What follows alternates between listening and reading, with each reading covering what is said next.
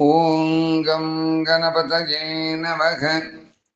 వాగర్ధావివ సంపృక్తం వాగర్ధ ప్రతిపత్తయే జగతః పితరౌ వందే పార్వతీ పరమేశ్వరః. శరన్నవరాత్రి మహోత్సవ ఈ శుభ రోజుల్లో 5వ రోజున మనం స్కందమాతాదేవి గురించి తెలుసుకుంటున్నాం. సాధకులందరూ కూడా స్కందమాతాదేవిని ఉపాసన చేస్తారు. ఈ 5వ రోజున ఓం సింహాసనగత నిత్యం పద్మాశ్రితకరద్వయ శుభదాస్తు సదా దేవి స్కందమాతా యశస్విన్యై నమః. దుర్గామాత యొక్క 5వ స్వరూపం స్కందమాత అనేటువంటి పేరు చేత ప్రసిద్ధి వహించినటువంటిది. స్కందుడు అనగా కుమారస్వామి.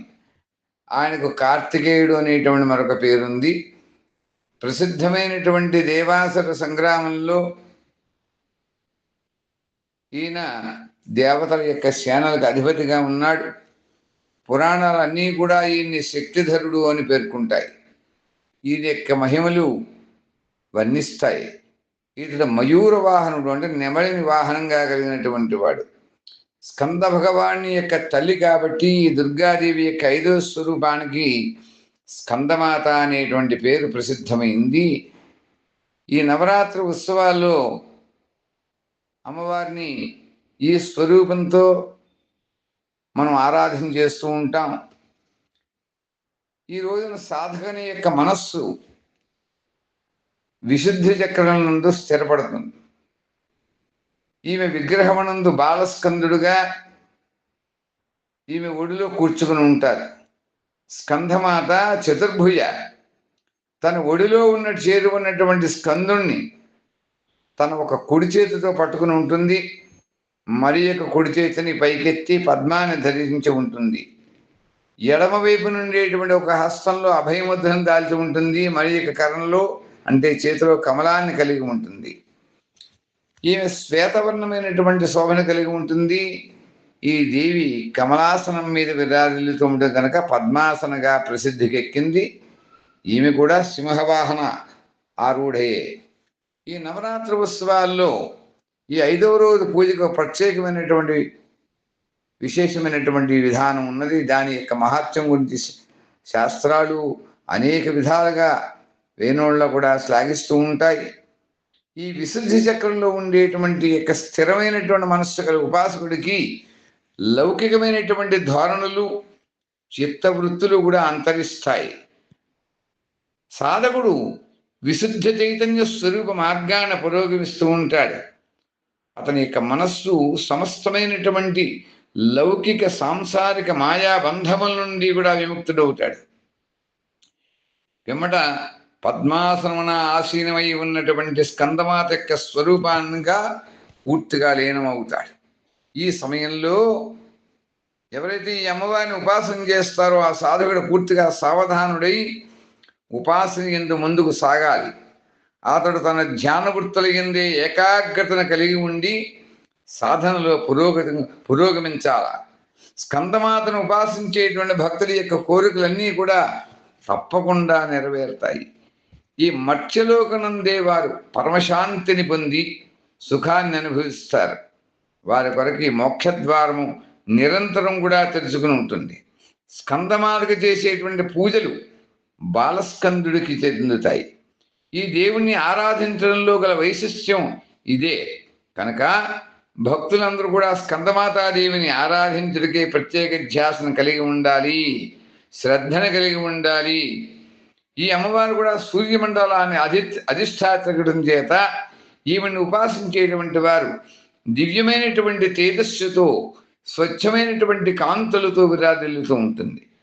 ఒక అలౌకికమైనటువంటి ప్రభామండలం అదృశ్యంగా సర్వదా, అంటే ఎల్లప్పుడూ కూడా వారి చుట్టూ కూడా పరివ్యాప్తమై ఉంటుంది. ఈ ప్రభామండలం అనుక్షణం కూడా వారి యొక్క యోగక్షేమాలని వహిస్తూ ఉంటుంది.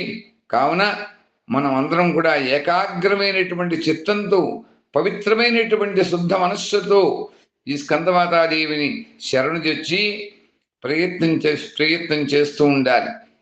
ఘోరమైనటువంటి మన అందరి యొక్క భవసాగరముల దుఃఖాల నుండి కూడా విముక్తులమై మోక్షాన్ని సులభంగా పొందడం కోసం ఇంతకు మించి ఉపాయం మరొకటి లేదు. ఈ దేవుని ఆరాధన చేయడానికి ఒక లౌకిక ప్రయోజనం కూడా ఉంది. ఎవరికైతే అంగారక దోషములు, జాతకంలో ఎవరికైతే కుది దోషములు కలిగి ఉంటాయో వారందరూ కూడా ఈ యొక్క అమ్మవారిని పూజించి విశేషంగా ఫలితాన్ని పొందవచ్చు. అలాగే సంతతి కోసం ఎవరైతే కోరుకుంటూ ఉంటారో వారికి సంతానప్రదమైనటువంటి దోషాల గురించి కానీ, సంతతికి కలిగేటువంటి ఇబ్బందులు కలిగే దోషములు కానీ, వారి జీవితాల్లో వారు నిలబడడం కోసం మనం ఎప్పుడు ఎవరన్నా బాధపడుతూ ఉన్నట్లయితే వారు స్కందమాతాదేవిని కనుక ఆరాధన చేసినట్లయితే వారికి సంతతి ఏర్పడడం, ఒక సంతతి కలుగుతూ ఉన్నటువంటి స్త్రీలకి గర్భరక్షణ ధారణ కలుగుతూ వాడికి గర్భరక్షణ చేస్తారు ఈ ఉపాసన చేసినట్లయితే అమ్మవారు. అలాగే వారికి ఈ ప్రసూతి పర్యంతము కూడా, అంటే డెలివరీ అయ్యేంత వరకు కూడా ఈ అమ్మవారు వారిని కాపాడుతూ ఉంటారు. అలాగే ఆ పిల్లలకి మనం సాధారణంగా ఈ ప్రసూతి అయినటువంటి వారందరికీ కూడా పిల్లలకి షష్ఠీదేవిని ఆరాధన చేస్తూ ఉంటాం. ఈ స్కందమాతాదేవిని పూజించడం వల్ల తిరిగి మనం షష్ఠీదేవి ఆరాధన కూడా కలిపి చేసినట్లయితే ఈ ప్రసవ సమయంలో ఉండేటువంటి వేదన కావచ్చు, పుట్టినటువంటి పిల్లలు కొంతమంది నిరంతరం కూడా రాత్రి పగలు ఏడుస్తూ ఉంటారు.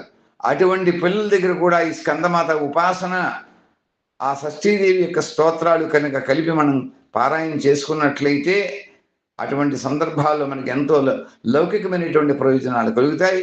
అదంతా కూడా వాళ్ళు అనుభవప్రదంగా తెలుసుకోవాలి. అంచేత ఉపాసన మనం ఎంత శ్రద్ధగా గురుముఖత తెలుసుకుని చేస్తూ ఉంటామో అప్పుడు మాత్రమే మనం తత్తత్ ఫలితాన్ని పొందగలుగుతాం. ఆ ఉపాసన యొక్క రమ్యత మనకి తెలుస్తుంది అని మనందరం కూడా గ్రహించాలి. సనాతన ధర్మంలో అనేకమైనటువంటి అంశములు, ఇప్పుడు నవదుర్గా ఉపాసన గురించి మనం చెప్పుకుంటున్నాం. ఈ నవదుర్గా ఉపాసనలో నవగ్రహాలకి అన్వయం చేసుకుని ఇలా ఆరాధన చేసుకోవాలి. కొంతమంది కుండలిని శక్తి గురించి సాధన చేస్తుంటారు, దట్ ఈస్ క్రియాయోగంగా మనం సాధన చేస్తుంటాం. దానికి అన్వయం చేసేటువంటి వాళ్ళు ఏ విధంగా చేసుకోవాలి అనేటువంటిది అది సాధన రహస్యం. ఆఖరి ఫలిత భాగంలో నేను చెప్తాను.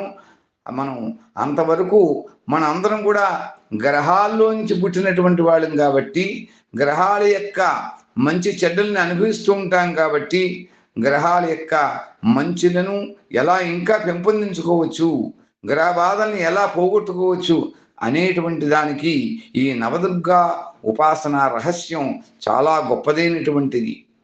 అంచేత ఇవాళ మనం ఈ స్కందమాతాదేవిని ఏదో ఈ నవరాత్రుల్లోనే కాదు, నిత్యము కూడా ఆరాధన చేసుకునేటువంటి ఉపాసన ఈ నవదుర్గ ఉపాసన.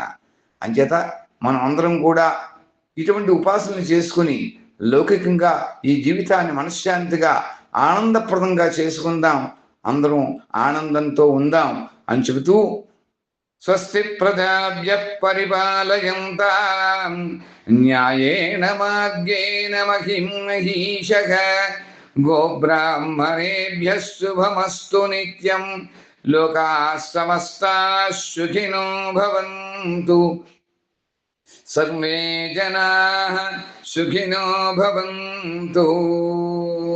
శ్రీమద్కలాండకోటి బ్రహ్మాండ నాయకీ నవదుర్గాదేవి నమస్తస్యై నమస్తస్యై నమస్తస్యై నమో నమః. హరి ఓం తత్సతు. బ్రహ్మార్పణం అస్తు. ఓం శాంతి శాంతి శాంతి.